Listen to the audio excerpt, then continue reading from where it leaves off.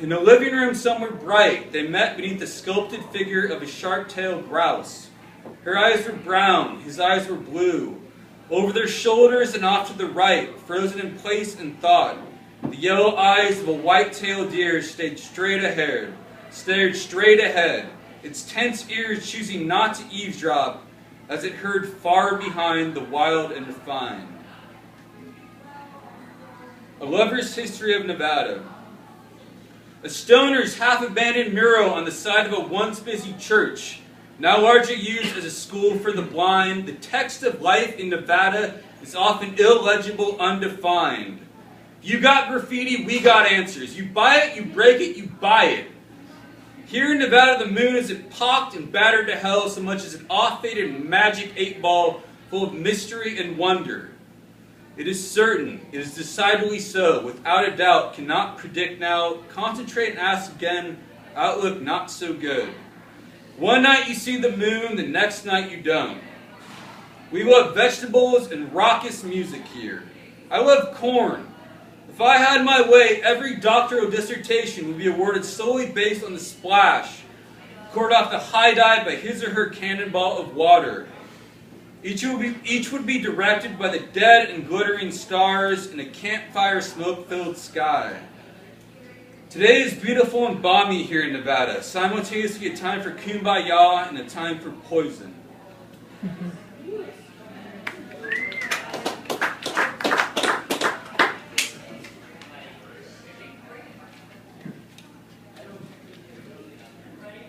No alarms, no surprises. Kisses have colors too, you know. Under the brightest of suns, the softest of clouds, great oceans of sky, yours are black beyond compare and even worse at night.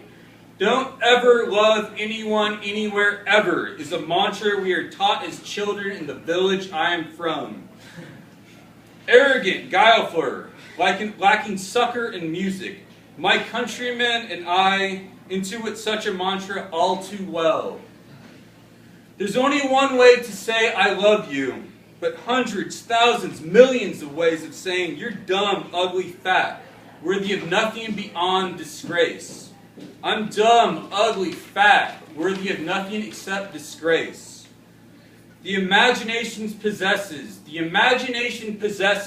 little point beyond pretend, and I can't anymore.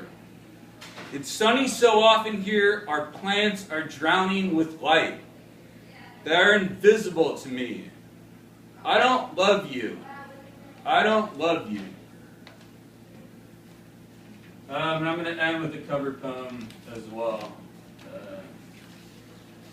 It's a poem by Suzanne Buffum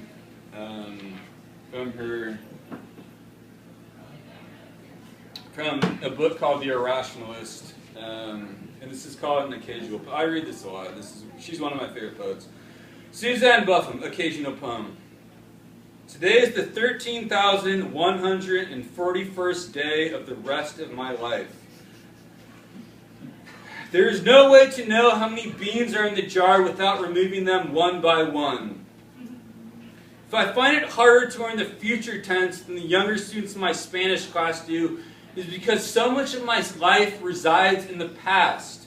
If I find it harder to learn the future tense than the younger students in my Spanish class do, is because so much of my life resides in the past. Still, I try to live in the moment, where everything is endlessly happening at once.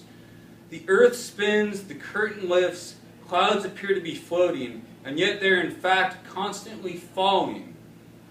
To be ahead of one's time may be the same as being very far behind it.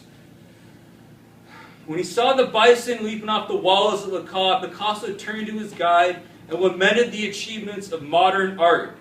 We have discovered nothing, he is reported to have said, and yet today is different from yesterday. Yesterday contained only itself and the days leading up to it, while today contains itself, yesterday plus all the endless days before that. Let us celebrate that. Let us celebrate the movement from the moving things.